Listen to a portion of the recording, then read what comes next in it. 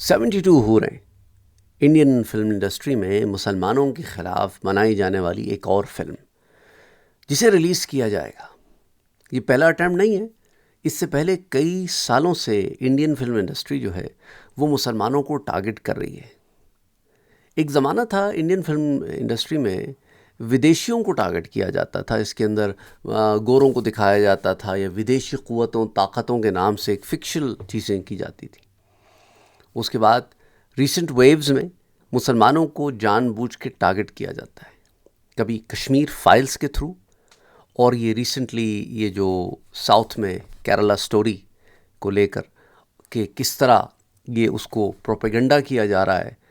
دیکھیں یہ لوگ جو کر رہے ہیں، یہ اس کے بارے میں آپ کو بتا دوں کہ مسلمان کبھی بھی اس طرح کی فورسڈ معاملے نہیں کرتے.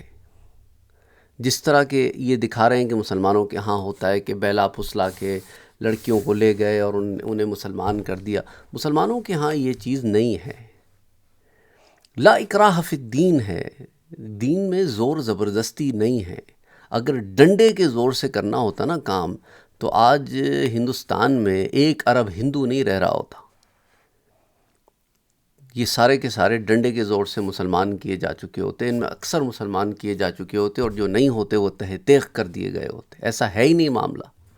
یہ بھی جانتے ہیں، لیکن انفارچونیٹلی یہ اس کو ایکسپلائٹ کر رہے ہیں. کیونکہ وہی معاملہ ہے کہ جب جو چیز بکتی ہے اسے بیچو.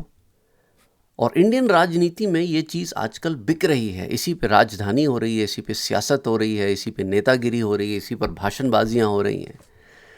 یہ گجرات کے معاملہ کیوں نہیں دکھاتے کہ گجرات کے رائٹس میں آپ نے مسلمانوں کے ساتھ کیا کیا؟ وہ فائلز کیوں نہیں دکھاتے؟ وہ کیوں دکھائیں گے؟ وہ تو آئینہ ہے نا. انہوں نے تو وہی پکچر پینٹ کرنی ہے جس سے ہم لوگوں کو الو بنا سکیں، بیوقوف بنا سکیں. ایک وہ نیریٹو دکھا سکیں جو ساری دنیا چاہتی ہے کہ مسلمانوں کے بارے میں نیریٹو رکھا جائے. اور یہ جو ہیٹ کی جو ایک پالیسی کی جا رہی ہے، اور اس ہیٹ کا ہم جواب دیتے ہیں تو کہتے ہیں نہیں آپ ہیٹ کا جواب نہ دیں، آپ لوگوں نے یہ کیا اور آپ لوگوں نے وہ کیا. یہ رد عمل کیوں بتا رہے ہو؟ وہ کیوں نہیں بتا رہے کہ یہ کس چیز کا رد عمل تھا؟ اگر تم کشمیر میں نہیں گھستے تو کشمیر میں معاملات ٹھیک رہتے. تم کیوں گئے کشمیر؟ تمہارا تو مسئلہ ہی نہیں تھا، وہ تمہارے ملک کا حصہ ہی نہیں تھا. تم کشمیر میں کیا کرنے گئے؟ سوال تو یہ پیدا ہوتا ہے. کشمیر میں کیا ہو رہا ہے وہ اس کا رد عمل ہے جو تم نے کیا تھا 1948 میں. تم حیدرآباد دکن کے اوپر نہ چڑھائی کرتے؟ تم نے کیوں چڑھائی کی حیدرآباد دکن میں؟ کیوں تم ان ریاستوں کو کھا گئے حملے کر کے، قبضے کر کے، جو تمہارے 1947 میں حصے ہی نہیں تھے؟ تمہیں کیا ضرورت پڑ گئی تھی کہ اپنے پڑوسی ملک پاکستان کے اوپر حملے کر کے اس کے 2 ٹکڑے کر دیے؟ تم نے تو آتنک کیا ہے. وہ تصویر بھی تو دکھاؤ نا پھر. تو سارے خطے میں تم تو غنڈہ گردی کر رہے ہو. کبھی سری لنکا سے لڑتے ہو، کبھی پاکستان سے لڑتے ہو، کبھی پاکستان کے ساتھ یہ کرتے ہو، کبھی افغانستان کے تھرو انفلٹریٹ کرتے ہو، کبھی ایران کے تھرو معاملے کرتے ہو، کبھی یہ کرتے ہو، کبھی یہ سب کیا غنڈہ گردی کیوں مچا کے رکھی ہوئی ہے پھر؟ اور کبھی ہوائی جہاز لے کے آ جاتے ہو، پھر تمہارے پائلٹ پکڑے جاتے ہیں، پھر ہمیں کہنا پڑتا ہے کہ چائے کیسی تھی. اور اب یہ 72 حوروں کو لے کے ایکسپلائٹ کرنے کی کوشش کر رہے ہیں. اچھا یہ چیز تو ہمارے علماء بھی بیان کرتے ہیں کہ دیکھو اسلام جو ہے وہ کبھی بھی نہیں کہتا کہ جا کے لوگوں سے لڑو. پہل کبھی بھی نہیں کراتا، کبھی بھی نہیں. بلکہ حضور صلی اللہ علیہ وآلہ وسلم نے تو اپنے جرنلز کو یہ احکامات جاری کر کے میدان جنگ میں بھیجتے تھے کہ ان سے پہلے جا کے مذاکرات کرنا، کمیونیکیشن کرنا، کہ جنگ نہ ہو، صلح و آشتی کے اوپر معاملہ طے ہو جائے. اور اگر وہ مصر ہوں تو پھر اور بات ہے. لیکن اس میں بھی یہ خیال رکھنا کہ جو تم پہ تلوار نہ اٹھائے اس پہ تلوار نہ اٹھانا، خود پہل نہ کرنا. ان کی عورتوں کو تکلیف نہ ہو، ان کے بچوں کو تکلیف نہ ہو، ان کے مذہبی پیشواؤں کو تکلیف نہ ہو، ان کے بوڑھوں کو تکلیف نہ ہو، ان کی عبادت گاہوں کو توڑ پھوڑ نہ کرنا، ان کے درخت نہ کاٹنا، ان کی زراعت نہ ختم کرنا. ایسے احکامات کبھی آپ نے تاریخ میں سنے ہیں کہ جنگ سے پہلے جرنل کو یہ احکامات دے کے بھیجا جا رہا ہو کہ معصوم پر ہاتھ نہ ڈالنا؟ تو وہ لوگ جو معصوموں پر ہاتھ ڈالتے ہیں، جو دہشت گردی کرتے ہیں، جو جا کے ایک عام انسان کو مارتے ہیں، وہ تو اس کے خلاف تو سبھی، ہر مسلمان جو ہے اس کے خلاف ہے۔ دیکھو، دنیا کا دوسرا بڑا مذہب ہے، اور یہ اتنی زیادہ تعداد میں لوگ ہیں کہ اگر ان کا یہ تھاٹ پروسیس ہوتا جو میڈیا میں بتایا جا رہا ہے، تو میں سمجھتا ہوں کہ دنیا میں کوئی نہیں بچتا۔ تو اس سے معلوم یہ ہوا کہ ان کا یہ تھاٹ پروسیس نہیں ہے مسلمانوں کا، لیکن مسلمانوں کا یہ تھاٹ پروسیس ہے، یہ جھوٹ بار بار بولا جا رہا ہے، یہ بار بار یہ جھوٹ بولا جا رہا ہے، اور ہر طرف سے بولا جا رہا ہے۔ بتانا مقصد یہ ہے کہ یہ نفرت سے راجنیتی کر رہے ہیں، یہ ڈیوائیڈ اینڈ کانکر والا معاملہ ہے، یہ ڈیوائیڈ اینڈ رول والا معاملہ کرنا چاہتے ہیں۔ اتنا دیوار سے لگا دو، پھر جب یہ آہ کریں تو کہا آہ کیوں کی تم نے، پھر مزید دیوار سے لگا دو۔ دیکھیں فلسطین میں کیا ہو رہا ہے، جب ان کے ہاں سے کوئی مزاحمت ہوتی ہے نا، اس کا نتیجہ پتہ ہے کیا نکلتا ہے؟ وہ اپنا لینڈ اور ان کے ہاتھوں لوز کر جاتے ہیں۔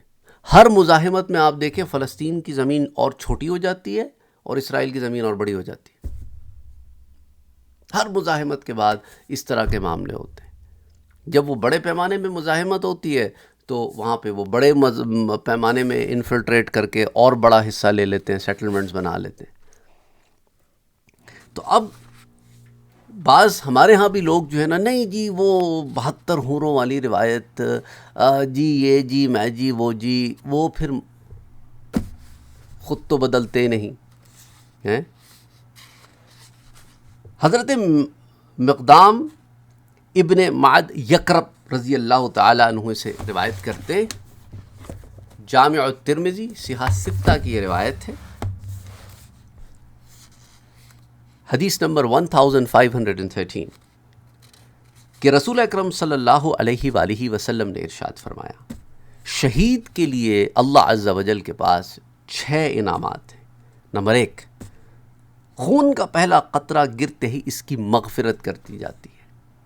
پہلے تو یہ سمجھیں کہ یہ شہادت کا جو معاملہ ہے، یہ اس کا تعلق غنڈہ گردی سے نہیں ہے، دہشت گردی سے نہیں ہے، عام لوگوں کو، عام انسانوں کو گزند پہنچانا، تکلیف پہنچانا، وہاں جا کے پھٹ جانا، یہ اسلام کی تعلیمات ہیں ہی نہیں۔ تو وہ لوگ جو ایسے لوگوں کو جو دہشت گردی کرتے ہیں، لوگوں کو ہراساں کرتے ہیں، ایسے لوگوں کی اس طرح کی کوئی تعلیم کرتے ہیں، تو وہ غلط تعلیم دے رہے ہیں۔ یہ اسلام کی تعلیمات نہیں ہیں، بلکہ ان شر پسند عناصر کی تعلیم ہے جو اسلام کو یوز کر رہے ہیں اپنے مقاصد کو حاصل کرنے کے لیے، اور اسلام کو ایکسپلوئٹ کر رہے ہیں۔ اور بعض دفعہ میں آپ کو بتاتا چلوں، ایسے بھی ہوتا ہے کہ کہیں کہیں پولیٹیکلی ایسے لوگوں کو تیار کیا جاتا ہے جو اسلام کی نالج جو ہے وہ غلط طریقے سے، غلط اینگل سے لوگوں تک پہنچاتے ہیں۔ اس کے نتیجے میں لوگ ایسے اقدام کرتے ہیں جس سے وہ مقصد پورا ہوتا ہے کہ مسلمان خراب، اسلام خراب۔ یہ پورا ایک طریقہ کار ہے مسلمانوں کا۔ لیکن دیکھیں اللہ سبحانہ و تعالیٰ انتظام ایسے فرماتا ہے کہ جو کوئی صحیح معنی میں اوپن مائنڈ سے اسلام پڑھتا ہے اس کو بات سمجھ میں آ جاتی ہے، اور وہ لوگ جو کوئی دنیاوی منفعت یا کم علمی یا بات سمجھ میں نہیں آئی کہہ کے بدعت جو جاتے ہیں، مرتد ہو جاتے ہیں یا اسلام کے خلاف ہو جاتے ہیں، وہ پھر ان کی کم علمی ہوتی ہے، وہ نہ سمجھنا چاہتے ہیں، وہ ایک مائنڈ میک اپ کر دیتے ہیں۔ وہ کہتے ہیں کہ ایک آدمی سو رہا ہو تو آپ اس کو اٹھا سکتے ہیں، لیکن ایک آدمی سونے کا ڈرامہ کر رہا ہو تو آپ اس کو نہیں اٹھا سکتے۔ تو ایک انعام کیا ہوا؟ یہ ہو گیا۔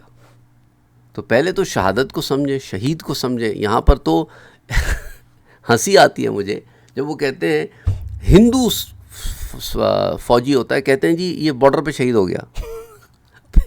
ہندو شہید کیسے ہو گیا یار؟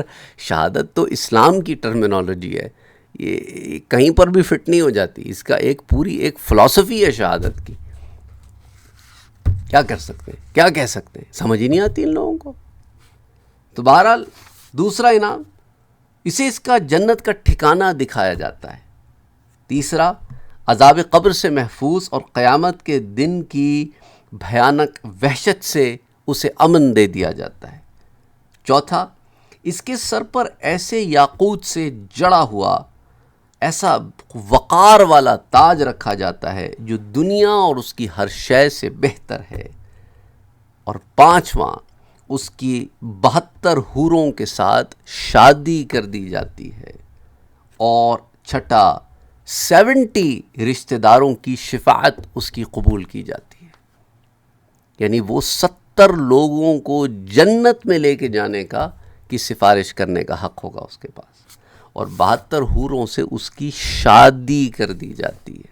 اچھا، کمال کی بات یہ ہے کہ یہ شادی کا لفظ یہاں آیا ہے، یزوجو، اللہ شادی فرمائے گا، انہوں نے عیاشی سمجھ رکھا ہے اسے۔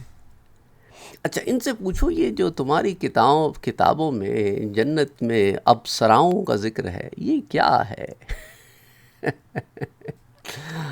اور یہ جو تمہارے بڑے بڑے بھگوان گزرے ہیں جن کے پاس لائنیں لگی ہوئی ہوتی تھیں گوپیوں کی، وہ کیا ہے؟ بہرحال اب زیادہ ہم جائیں گے تو پھر بات پر وہاں زبان کٹتی ہے، وہ کہے اور سنا کرے کوئی۔ اینی وے، پروپیگنڈا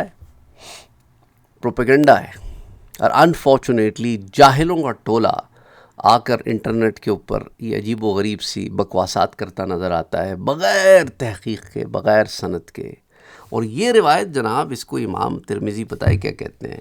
یہ حدیث صحیح ہے، درجہ صحیح کی حدیث ہے، غریب ہے پر صحیح ہے۔ اور خدا کے لیے غریب کا مطلب وہ امیر غریب والا غریب نہیں ہوتا۔ ہمارے ہاں بھی ایک جاہلوں کا ٹولہ ایسا ہے، حدیث غریب ہے جی، حدیث غریب ہے جی۔ غریب اس کی غرابت اس کے طرق میں ہوتی ہے، کم طرق سے آئی ہے، اس لیے کم چین آف نیریشن سے آئی ہے، اس لیے غرابت ہے اس میں۔ غریب کا مطلب ضعیف کہیں پر بھی نہیں ہوتا۔ امام بخاری نے بھی بخاری شریف میں ایسی درجہ صحیح کی روایات ذکر کی ہیں جو غریب ہیں، تو غریب ضعیف نہیں ہو جاتی۔ لیکن اگین جب علم کی کمی ہوتی ہے تو لوگ الٹی سیدھی باتیں بھی کرتے ہیں، اور بس جو بات سمجھ میں نہیں آئی تو اس میں کچھ نہ کچھ تو بولنا ہے۔ تو ایسے لوگ انٹرنیٹ پہ آ کے پھر بکواسات کرتے نظر آتے ہیں کہ بھئی جس کی کوئی حد ہی نہیں، اور ان سے سند پوچھو تو سند بھی کوئی نہیں ہوتی سوائے وہ فلم کے۔ عجیب جاہلوں کا ٹولہ ہے۔ اس فلم میں جتنی نالج ان کو دی جاتی ہے نا، بس وہی ڈائلاگز مارتے رہتے ہیں۔ خود کبھی کتاب کھول کے نہیں پڑھی ہوگی، کبھی کتابیں اسٹڈی نہیں کی ہوں گی، کبھی کوئی بات سمجھنے کی کوشش نہیں کی ہوگی۔ یہ وہی لوگ ہیں کہ گھر میں بیوی رکھتے ہوئے باہر بھی منہ ماریاں کرتے ہیں۔ یہاں اللہ کہہ رہا ہے میں شادی کراؤں گا۔ یہ عیاشی کے معاملے نہیں ہے، یہ شادی کا معاملہ ہے۔ اس کی بیویاں ہوں گی۔ سمجھ آئی بات آپ کو؟ لیکن وہی ہے، انہوں نے جنت کو بھی دنیا سمجھ رکھا ہے، تو وہ پھر باقی بیوی بور ہو جائے گی، وہ کیا کرے گی، وہ فلانا ہو جائے گا، وہ تو کیا اس کا صرف انتظار کرتی رہ جائے گی۔ پہلے جنت کو اسٹڈی کرو، پہلے جنت کو سمجھو، پھر بات کرتے ہیں اس پر۔ اینی وے، پھونکوں سے یہ چراغ بجھایا نہ جائے گا۔ اللہ سبحانہ و تعالی سب کی حفاظت فرمائے، سب کی ایمان کی حفاظت فرمائے، اور ان جھوٹوں سے اللہ سبحانہ و تعالی سب کو بچائے جو مسلمانوں پر جھوٹ باندھ رہے ہیں، اور اسلام کی غلط اسلام کا امیج لوگوں میں عام کرنے کی کوشش کر رہے ہیں، صرف دنیاوی منفعت حاصل کرنے کے لیے۔ السلام علیکم ورحمۃ اللہ وبرکاتہ۔